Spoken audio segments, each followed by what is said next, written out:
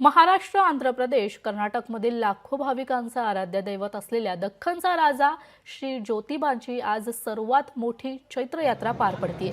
यानिमित्त ज्योतिबा डोंगरावर लाखो भाविक दाखल झाले।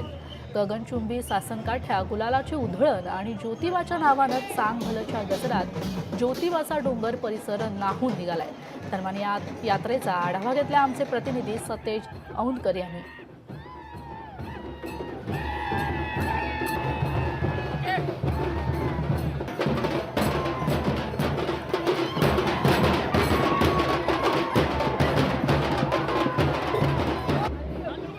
ज्योतिबाच्या नावानं चांग भलचा गजर करत ज्योतिबाच्या दर्शनासाठी लाखो भाविक वाडी रत्नागिरी अर्थात ज्योतिबा डोंगरावरती दाखल झाले आहेत।